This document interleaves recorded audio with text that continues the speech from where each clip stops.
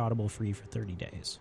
One title they suggest that This American Life listeners might enjoy is And the Mountains Echoed by Khaled Hosseini. To try Audible today with a free audiobook of your choice, go to audible.com/America. All the details are on their website. That's audible.com/America. And by the car company Scion, helping others follow their passions for nearly 10 years. Scion's Motivate program helps young entrepreneurs take their businesses to the next level. In March, Scion invited 50 semifinalists to the Motivate event in LA. They were provided mentors, attended business seminars, and met with advisors. The 10 that improved most during the event each received $10,000, a Scion, and continued access to mentors. We've highlighted 3 of the winners on our website, thisamericanlife.org. This American Life American Class. Today on our program, Hot in My Backyard, our premise today is we have started to see in our daily lives around this country the kind of extreme weather that scientists say that we are in store for as the world heats up. We're talking hurricanes, droughts, floods, some of the hottest years on record, one after another. But the politics of climate change, the way that we talk about it in this country, has been stuck for years. Both Republicans and Democrats have been mired in their own ways of looking at the issue. In this half of today's program, we have a pair of stories, one looking at somebody on the left, the other at somebody on the right, who are trying to reinvent the politics on their side of the aisle. And what we're going to do is we're going to start with the Republicans with Act 2, which we are calling Right Man for the Job. An environmental lobbyist told me last week that our country will never do anything about global warming as long as climate denial is such a big part of Republican Party dogma, right? Until that changes, he said you can't get the votes to pass anything. But there is a man out there whose mission is to make it possible for Republican candidates to say global warming is real, to make climate change safe for Republicans. And that man is a Republican. Ben Calhoun has the story. Bob Inglis spent a total of 12 years as a Republican congressman in South Carolina. And here's how conservative he was. These are the numbers. Christian Coalition, 100% lifetime rating. National Right to Life, 100%. American Conservative Union, 93. An A with the NRA. What are some of the things that you've been called since you've been pursuing the climate change issue? Unpredictable, unreliable, unfaithful, a heretic, and called the Al Gore of the Republican Party. And that was not meant as a compliment. I mean, of any of the things that you've been called, are there any that have really gotten under your skin at all or been particularly frustrating? I think when I was called a traitor on the internet by one of my son's friends who grew up with him, that hurt.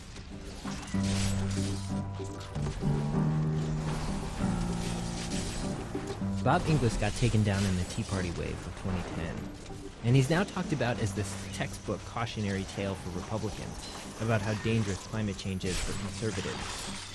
Going into the election, Inglis had taken a few votes that annoyed staunch conservatives, voting for the bank bailout, against the troop surge. And Inglis says, sure, those votes hurt him, but he says climate change was what did him in. For instance, at a debate during the Republican primary, Bob's on stage with 4 Republican challengers. One by one, they say climate change hasn't been proven, or that it doesn't exist. They mock Inglis about climate change. At one point, a South Carolina state senator named David Thomas stands up. Thomas had actually supported Inglis in previous elections, but now he was running against him, trying to take his seat. Bob is going straight, and I love Bob, but his insistence on the idea of catastrophic man-made global warming is taking him down the wrong path. Bob Inglis's eventual defeat was humiliating. He ultimately lost to a Tea Party-backed challenger, 71% to 29%. I just want to say those numbers again. Bob Inglis, in a district he'd won 6 times, lost 71% to 29%. After that, Bob spent some time thinking about what to do next, and decided what he'd do would be to devote himself to the very issue that got him unelected. Double down on climate change. So he started a nonprofit called the Energy and Enterprise Initiative, and now he spends his time making the case for climate change in front of the most conservative audiences in the country, trying to build a conservative coalition on the issue, trying to remove some of the political stigma that the issue has with people on the right. I know, could not be easier. every fiber in my body saying you're a conservative. You can't believe this. This is Super Talk Mississippi, the top conservative talk network in the state of Mississippi. This is the morning host, Paul Gallo, interviewing Bob. And just to be clear, this was the first question right out of the gate. You're asking me, as a dyed-in-the-wool, native-born Mississippian, will die here, to believe that humans are responsible for global warming, and we must admit that. Mike's yours, sir. Well, yeah, I think what it is the challenge here, Paul, is it's a conversation started by liberals, right? We have liberals that basically started a conversation, and what we're used to as conservatives is they gin up hysteria, and then they drive through some regulations and some tax increases and grow government, right? And so it's natural that we respond with, no, we don't want to do that. But what we're saying is, okay, what if we change this conversation? Bob believes the conversation about climate change is broken, partly because the left and the right are incapable of talking to each other about the issue. On the liberal side, he doesn't think liberals understand what they look like when they try to argue climate change to conservatives. How, because the evidence is on their side, they often overplay their hand, and they come off scolding and condescending. Bob also says he doesn't think liberals understand that conservatives see climate change as what he calls a, quote, lifestyle issue. He says conservatives feel like their version of the American dream is under attack, that somehow parents driving their kids through the suburbs in SUVs to soccer practice are being blamed as the cause of global warming, when in fact everyone uses a lot of electricity and gasoline. Everybody flies on planes. Bob thinks he can win conservatives over more effectively by saying to them, I share your values. I know you're not a bad person, but I think we got this one wrong. If you believe in taking care of this part of Eden that's left, and if you believe in creation care... Okay. In all due respect, the people of South Carolina apparently disagreed with you as far as global warming. That's right. At this point, they do. I don't believe that humans are creating this, because, and neither do, apparently, a vast majority of climatologists out there. No, I was tracking with you. I was tracking with you until that last part. You're just wrong on that last part. I do a lot of reading on this. You find me your meteorologist guy, and I'll find you mine. No, actually, you have to go look for the folks that you're looking for, because it's basically like this. 98 doctors tell you to treat your son this way. 2 say this other. It's not conservative to go with the 2. You're talking about the 2 climatologists. You're not talking about the 98. No. I mean, those are the numbers. In the end, Bob doesn't convince the host. But the conversation's civil. He hears him out. Seems like he might even think about it. Which, for now, is the point. For the last year or so, Bob's been getting into conservative publications. Forbes, the Washington Times. He's also been crisscrossing the country, going to D.C., business schools, universities, pretty much going any place in the U.S. where he thinks he can get Republicans to listen to him.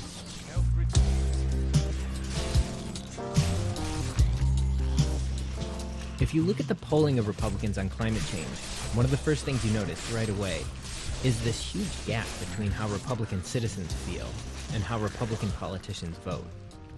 A recent nonpartisan poll by Pew found that 44% of Republicans believe the climate's changing. Another by Gallup found that 40% of Republicans are actively worried about climate change. With that in mind, consider a vote just a couple of years ago on the House Energy and Commerce Committee. All 31 Republican members unanimously voted down symbolic language that would have simply acknowledged the climate's changing and humans are contributing to it. That gap, 40% of Republican voters worried about climate change versus 0% of that committee, that's Inglis's target. That's his business opportunity. That's what makes his mission seem realistic. It's like 40% of Republicans want ham sandwiches.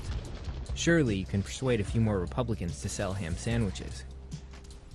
Inglis's group has counted all the Republicans in the House and Senate who have ever publicly acknowledged that climate change is real. There's 20 names on their list, out of 278 Republicans.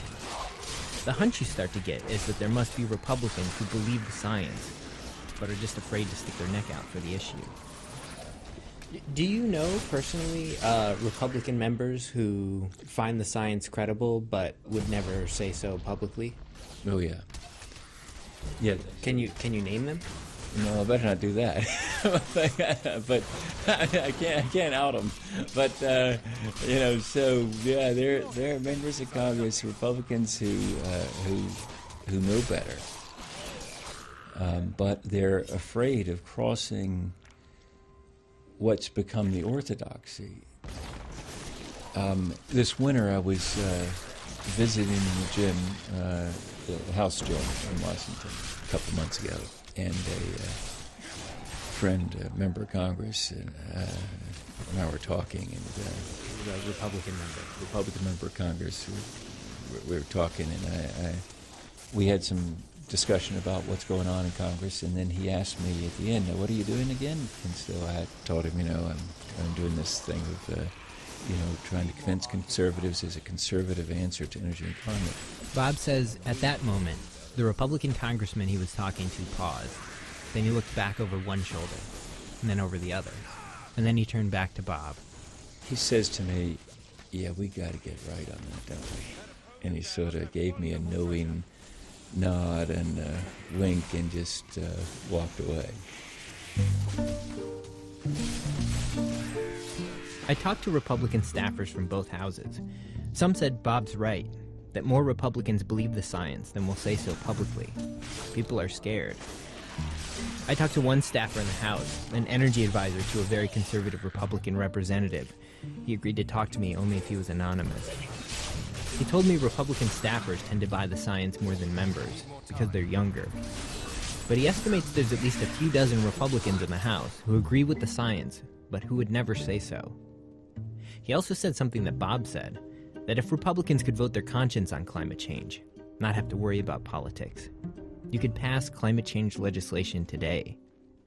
The very hypothetical math here is that if you got all the Democrats to agree on something, you'd only need 17 Republicans to get a majority in the House.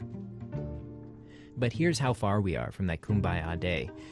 This House staffer told me that personally, he feels passionately about climate change, but he's never told his boss, because he thinks he'd get fired.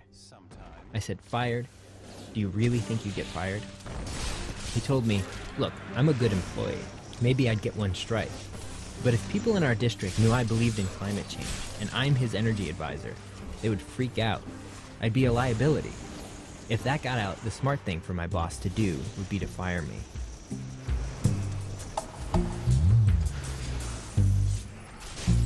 Inglis does have a small but growing list of allies. His group's website showcases some of this stuff. In general, it's people with solid conservative credentials, but nothing to lose. Like, there's this video of Ronald Reagan's Secretary of State, George Shultz, showing off his new ride. And I have my electric car running on electricity from the sun. So I'm driving on sunshine. Take that, Ahmadinejad. Some other notable folks on the site: a top economics advisor to Mitt Romney, two from the McCain campaign, Ronald Reagan's economics advisor, and conservative icon Art Laffer.